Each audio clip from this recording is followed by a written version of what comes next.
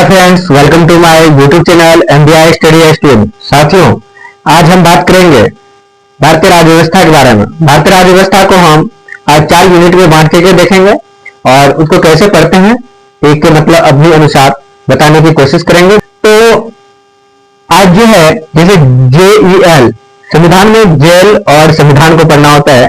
Jail होता क्या है? जे पर होता है जुडिशरी और ई पर होता है एक्सिक्यूटिव। ठीक है, तो जुडिशरी मतलब होता है न्यायपालिका और एक्सिक्यूटिव में होता है कार्यपालिका और लेजिस्लेटिव में होता है विधायिका। और संविधान, यहाँ पे 4 चीज हम पढ़ेंगे। तो साथियों, अगर यह वीडियो आप लोगों को अच्छा लगे प्लीज अपने दोस्तों तक जरूर शेयर करें। अगर और इस चैनल पे आप नए हो प्लीज हमारे चैनल को सब्सक्राइब कर ले और सपोर्ट करें। तो चलिए बिना देर के इस वीडियो की शुरुआत करते हैं। आप सब बने रहें तब तक। देखिए, सबसे पहले जुडिशरी में जो हम न्यायपालिका के बारे में पढ़ेंगे, कार्यपालिका और विधायिका। और जुडिशरी में पढ़ेंगे न्यायपालिका और एक्सिक्यूटिव में पढ़ेंगे कार्यपालिका और लेजिस्लेटिव में पढ़ेंगे विधायिका और संविधान को संविधान में पढ़ेंगे। जैसे न्यायपालिका के अंदर हम कोर्ट पढ़ेंगे। कोर्ट में जो है ना हाई कोर्ट, सुप्रीम कोर्ट के बारे में पढ़ेंगे। सुप्रीम कोर्ट के बारे में पढ़ेंगे और यहीं पे हम हाई कोर्ट के बारे में पढ़ेंगे। यहीं पे हम जो है ना डिस्ट्रिक्ट कोर्ट के बारे में पढ़ेंगे। साथियों, यही तक यहाँ जो है ना सभी कोर्ट के बारे में हम पढ़ेंगे। और अगर एक्सिक्यूटिव की बात करें कार्यपालिका के, तो कार्यपालिका में जितने भी मंत्री परिषद है उनको पढ़ेंगे। और राष्ट्रपति के बारे में पढ़ेंगे, उपराष्ट्रपति जो है उसके बारे में पढ़ेंगे, प्रधानमंत्री है उनके बारे में पढ़ेंगे। जितने भी मंत्री है उन मंत्रियों के बारे में पढ़ेंगे। चाहे एक्सिक्यूटिव में आएंगे, नीचे लेयर तक के जो जितने भी ऑफिसर हैं वो सभी जितने भी जॉब है सरकारी, वो क्या है कार्यपालिका का एक भाग होगा। इसी तरह से विधायिका में जब लेजिस्लेटिव में आते हैं, विधायिका के अंदर एमएलए और एमपी के बारे में पढ़ते हैं। ठीक है, एमपी और एमएलए। तो अब इसका अर्थ क्या होता है? विधायिका का अर्थ होता है कानून बनाना। ठीक है, यहाँ पे ये क्या करता है? कानून बनाता है। और जैसे एमपी को क्या करते हैं? संसद, और एमएलए करते हैं विधायक। तो इसी तरह से हम अब देखना शुरू करेंगे। तो सबसे पहले ये न्यायपालिका कार्यपालिका को अभी हम नहीं बताएंगे, तो सबसे पहले हम सांसद से शुरू करेंगे। ठीक है, तो यहाँ पे आपको पढ़ने को क्या मिलेगा? सबसे पहले सांसद पढ़ने को मिलेगा। अब बात करते हैं पार्लियामेंट की बात करते हैं, सांसद की बात करते हैं। साथियों, सांसद की बात करते हैं। सांसद जो है ना आर्टिकल कितने में है? तो ये सांसद जो है ना आर्टिकल 79 में है। ये कितने में है? तो 79 में है। सांसद 79 में है, अनुच्छेद 79 में है। और सांसद की बात जब करते हैं, अगर इनको देखें सांसद कितने भाग में है, तो संविधान के भाग 5 में सांसद आते हैं। संविधान के कितने भाग में आते हैं? संविधान के भाग 5 में आते हैं सांसद। और अनुच्छेद की बात करें तो यहाँ पे 79 से लेकर के 122 तक आपको पढ़ना होता है। ठीक इसी प्रकार से अगर हम बात करें ये पार्लियामेंट संसद की, ये कहां से लिया गया है? साथियों, यह ब्रिटेन से लिया गया है। अगर संसदीय व्यवस्था की बात करें तो यह ब्रिटेन से लिया गया है। और यहीं पे अगर बात करें यह शब्द कहां से लिया गया है, तो साथियों शब्दों की बात करें तो यह फ्रांस से लिया गया है। और इसी तरह से इनका काम क्या होता है सांसद का? तो सांसद का काम होता है कानून बनाना।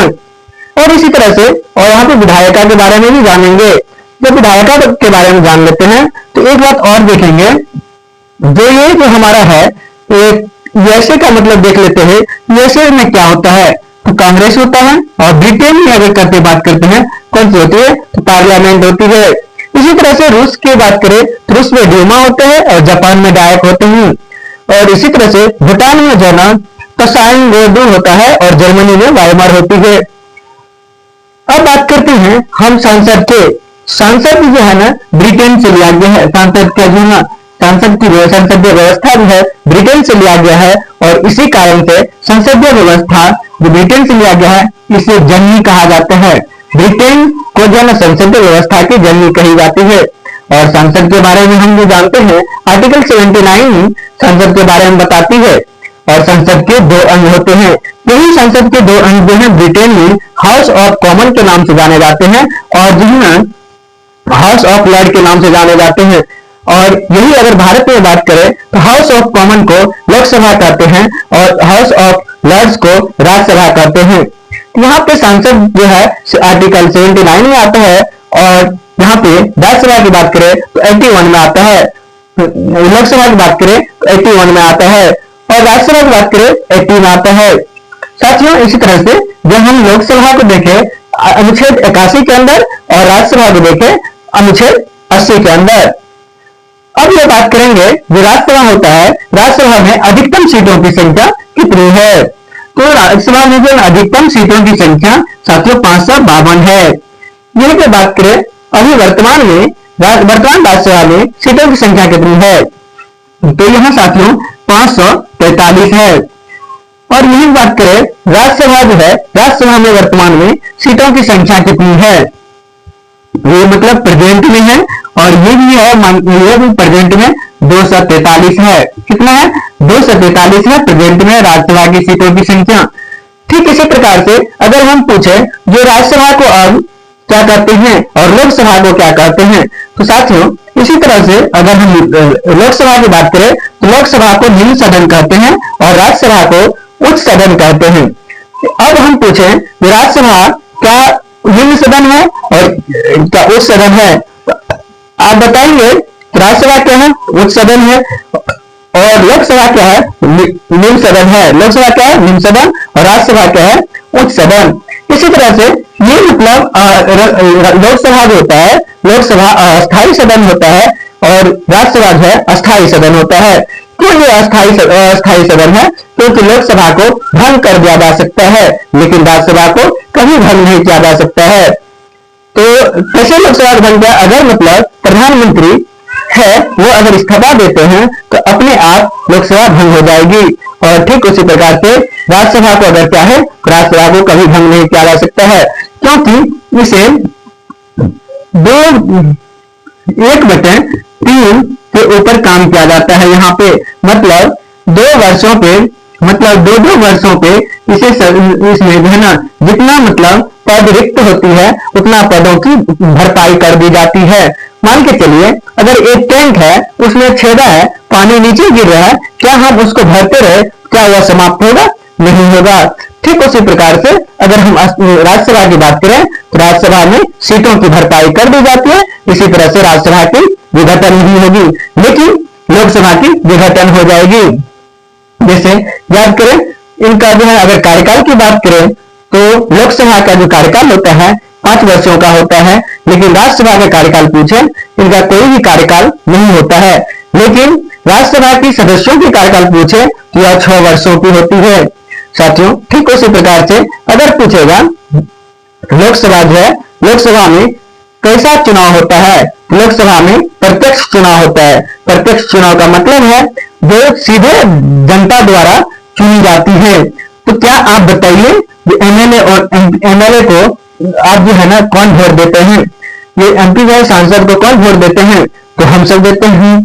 ठीक है, तो जनता द्वारा सीधे मतलब प्रतिनिधित्व को वोट दिया जाता है, वही मतलब है ना रिप्रेजेंटेटिव हो गया। ये क्या है?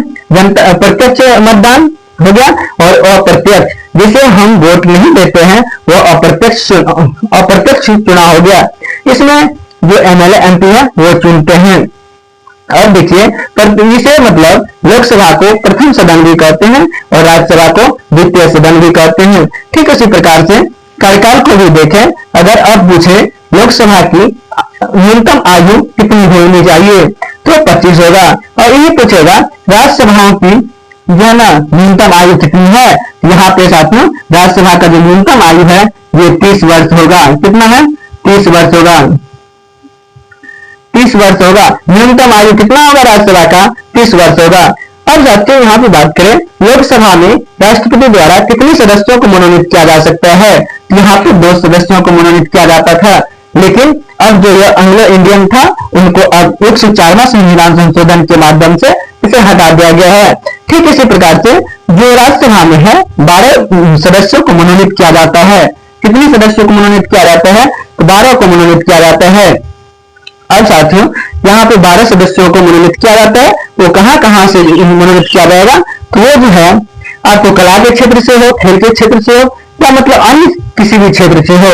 आपका वरिष्ठों का सदन भी बोल सकते हैं इसे, ये लोकप्रिय है, ये वरिष्ठों का सदन है। साथियों ठीक इसी प्रकार से हम आज जो है सांसद को खत्म किए हैं। तो ठीक है, और इससे जो नेक्स्ट वीडियो पार्ट 2 डालेंगे उसमें आप जरूर देखिए इसे। अगर आप हमारे चैनल पर नए हैं तो कृपया हमारे चैनल को सब्सक्राइब कर ले और ताकि अगले वीडियो का नोटिफिकेशन आपको मिलता रहे। साथियों, इसी तरह से मैं आपके लिए काम करता रहूं और हमारा सपोर्ट करिए।